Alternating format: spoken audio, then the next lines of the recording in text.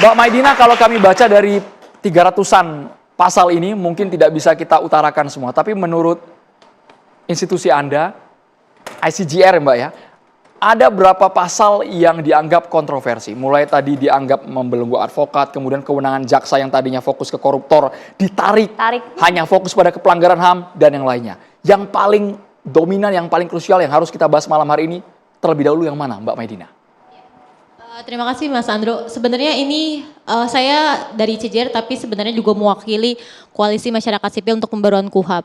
Kita ngelihat masalah di RKUHAP sendiri kita nggak memapping gitu ya berapa jumlah pasalnya, tapi kita meng-highlight ada dua hal penting gitu ya. Pertama di proses pembahasannya, lalu kemudian yang kedua adalah di aspek substansinya. Nah di substansi itu kita punya 9 catatan krusial terhadap RUU KUHAP yang mana ini harus masuk dalam proses pembahasan, dan sayangnya di konteks draft RUU KUHAP 2025 ini 9 isu krusial tersebut punya catatan yang harusnya masuk ataupun direvisi di dalam draft RUU KUHAP-nya.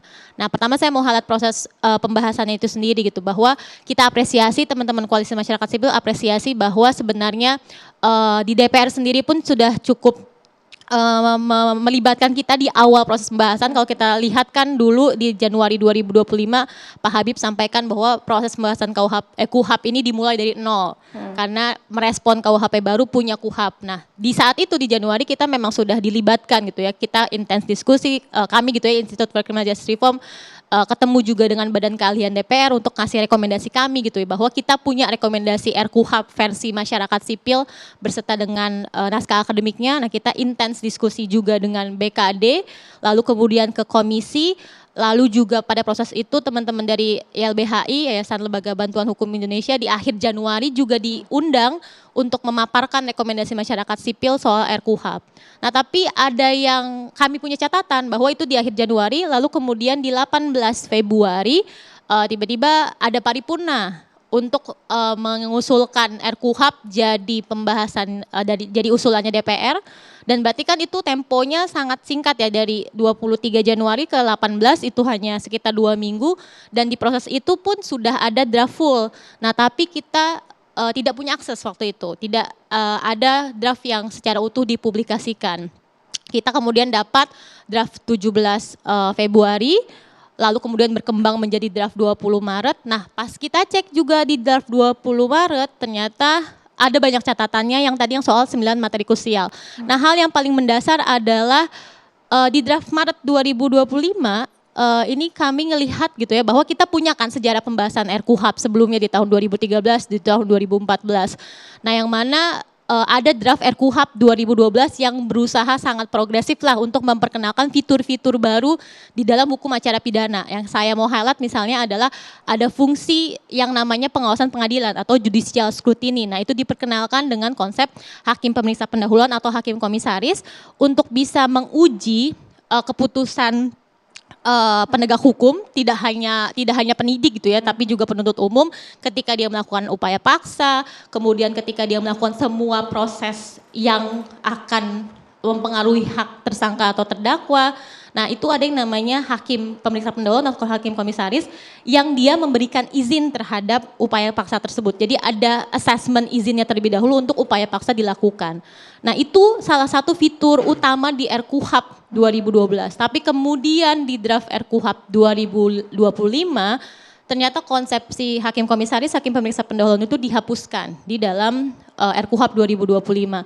Dan kita lihat ternyata kalau dari pembacaan kami RKUHAP di 2025 ini justru malah fitur-fitur progresifnya dengan hakim komisaris tadi, fitur progresif di 2012 itu yang memperkenalkan ada pengawasan berjenjang ketika laporan warga tidak ditindaklanjuti maka bisa melapor ke jaksa, bisa juga melapor ke hakim pemeriksa pendahuluan, itu tidak diperkenalkan di dalam draft RKUHAP 2025. Nah ini yang kita highlight gitu di proses pembahasannya, bahwa tiba-tiba muncul si draft RUU di paripurna 18 Februari, dan ternyata ketika kita berkembang draftnya jadi 20 Maret ada 9 materi krusial yang tidak sepenuhnya direspon oleh draft RKUHAP 2015. Dan salah satu yang kami paling highlight adalah fungsi pengawasan judisial. Jadi setiap tindakan aparat penegak hukum dalam fungsi mencari barang bukti gitu ya di penyidikan, di penuntutan itu harusnya berdasarkan izin dari pengadilan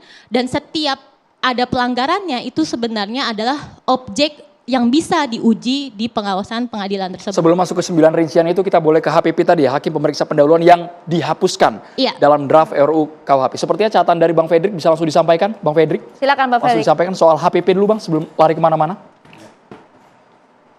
Kalau mengambil suatu inisiatif KUHP kita dengan gunakan makan hakim komisaris ya, menurut saya itu belum waktunya diterapkan di NKRI ini. Karena bagaimana kita penyidik itu meminta izin daripada hakim untuk melakukan penangkapan, penahanan, sedangkan jarak TKP-nya itu ke kota itu sangat jauh. Jadi dihapusnya dengan hakim komisaris yang sebagaimana disampaikan, saya sangat sependapat dan itu yang cocok dengan pada NKRI sekarang. Saya sudah membaca secara detail daripada RKUHP yang baru 334 pasal ini. Memang ada beberapa pasal yang menurut saya itu masih dalam gray area, area abu-abu. Contohnya seperti contoh di sini ya, wewenang dari advokat menghubungi, berkomunikasi dan mengunjungi tersangka, terdakwa, saksi, korban sejak saat ditangkap atau ditahan pada semua tingkat pemeriksaan dan setiap waktu untuk kepentingan pembelaan perkaranya. Ini faktanya Pak, KUHP yang lama juga mengatakan demikian, tapi faktanya di Indonesia ini yang selalu menjadi suatu tulang punggung pelaksanaan penerapan hukum itu adalah SOP, bukan undang-undang. Kita sekarang mau datengin kepada dia ditahan di kepolisian. Saya bilang Pak polisi, saya mau lihat ketemu kemarin ini. Nggak bisa, dia masih di steril. Bisa ketemu nanti 2 hari lagi. Kita ke lapas menemu orang ditahan oleh jaksa. Kalapas bilang apa? Jam besuknya itu hari kerja, jam sekian. Saya bilang undang-undang menyatakan kita boleh, KUHP yang lama juga mengatakan demikian. Dia bilang kita berpegangan pada SOP. Saya mengingat Presiden dalam hal ini, saya pernah baca, beliau menyampaikan, saya tidak ingin keputusan Presiden dikesampingkan oleh daripada SOP atau keputusan Menteri. Menteri membuat SOP atau membuat judlak itu wajib minta izin dari Presiden. Itu adalah sikap yang betul-betul negarawan. Karena saya yang di lapangan ini, saya selalu mengalami kesulitan. Menemuin orang jam kerja, dikasih waktu 10 menit. Diawasin seperti saya ini maling, gitu kan? Dalam pemeriksaan dalam hal ini memang dalam hal KUHP yang baru ini kita bisa menghentikan dalam pemeriksaan ini, misalkan dinyatakan pemeriksaan itu menyangkut mengintimidasi atau menjerat atau menjebak klien saya gitu. Selalu yang terjadi apa? Saya diusir. Kalau enggak saya diancam bahwa kalau enggak tersangka atau saksi itu diintimidasi. Kamu cabut kuasanya. Saya sering dicabut kuasanya karena daripada intervensi daripada penyidik dalam hal ini baik penyidik dari kepolisian maupun daripada kejaksaan. Itu udah sering sekali terjadi.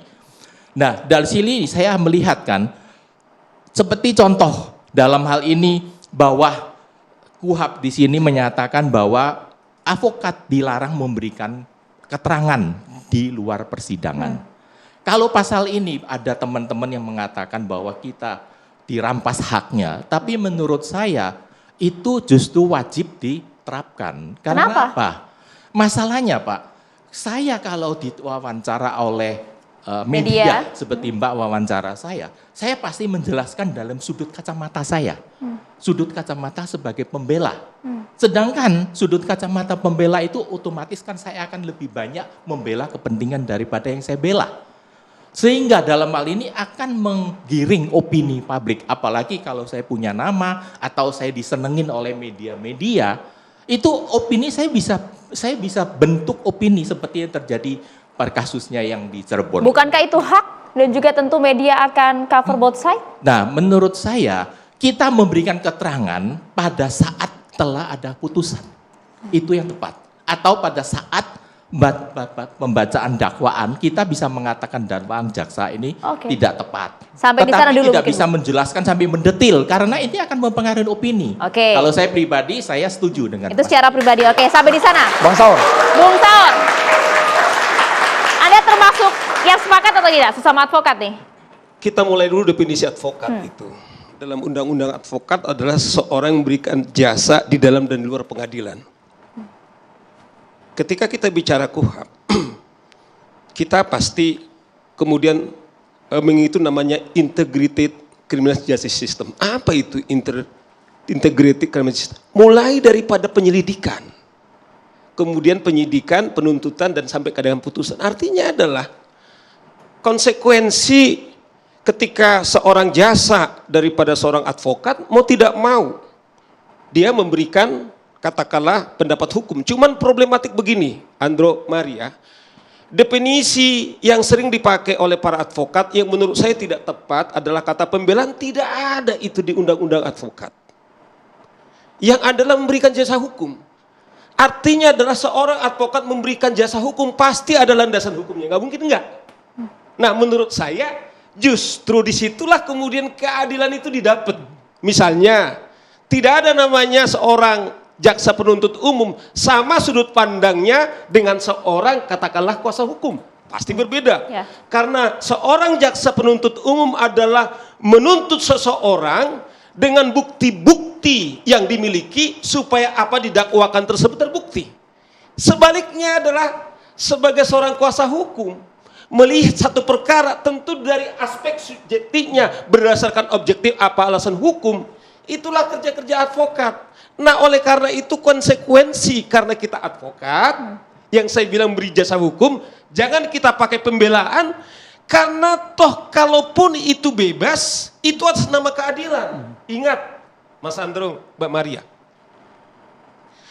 kalau kita bicara soal KUHAP, secara filosofis katakanlah kita harus mengacu dari Undang-Undang Dasar Republik Indonesia. Kemudian Indonesia adalah negara hukum dan jangan lupa juga dikonfirmasi kedaulatan di tangan rakyat. Andro, Maria, kepada kita semua, sekalipun seseorang itu mendapatkan gelar atau katakan predikat sebagai seorang tersangka, pada saat yang sama dia juga pemilik daulat rakyat dengan batas-batas atau katakanlah dengan cinta negara hukum dengan status yang dimiliki. Dan ingat, kalaupun ada KUHAP adalah menjaga keluhuran daripada seorang tersangka dan juga terdakwa. Itu dilindungi siapa? Salah satu dilindungi oleh adalah penasihat hukum. Advokat. Artinya adalah ketika dia memberikan jasanya Pak Fredrik, pasti ada landasan hukum. Dan di situ juga misalnya ada katakanlah jaksa memberikan opini tentang pendapat kita, pasti juga nanti adalah landasan hukum. Nah makanya hakim tok menimbang, setelah menimbang memutuskan. Nah kemudian itulah namanya produk yang namanya putusan. Oke. Gitu loh, Mbak. Tapi kalau sampai di sana, artinya begini Bung Saur, apakah kemudian Anda juga merasa bahwa hak-hak Anda kemudian dibatasi di sampai Ada catatan. sampai di sana? Ya. Maksudnya? Anda merasa hak-hak Anda sebagai advokat dibatasi tidak? Ya, jadi begini, ada namanya sekarang itu dalam teknologi kita komunikasi no viral no justice. Jangan dimaknai no viral no justice itu adalah proses negatif. Saya malah mengatakan penegakan hukum yang nomor satu ini sekarang adalah media. Coba bayangkan, catat kasus-kasus apa, nanti ini Pak Sugeng banyak pengalaman. Kasus-kasus apa yang tidak banyak dibantu oleh media, termasuk dialog kita malam ini. Karena kemudian ini diekspos ke publik. Media dikriminalisasi loh sekarang. Makanya nanti itu. ini ngeri. Bayangkan ini, nanti Pak Sugeng mengomentari. Sudah menyala. Coba bayangkan, sudah menyala. saya bilang Mas Andro, coba katakan kepada saya no viral no justice, nggak selalu negatif. Tetapi sering karena satu fakta dibawa diskursus umum. Seorang Prof. Panji kemudian memberi opini hukumnya, kemudian melakukan penelitian. Kemudian terjadilah keadilan yang substantif karena apa? Dibawa kepada publik dan dibatasi advokat sama dengan membatasi keadilan kepada seorang tersangka dan juga terdakwa. Ini suara advokat semuanya sudah pegang mic ya, Maria ya. Kami jadi curiga nih, DPR apakah melibatkan teman-teman ini di draft RUU KUHP, Bang Nasir Jamil. Nggak Bang merasa Nasir Jamil, didudukan ya? Sesaat lagi DPR, pemirsa.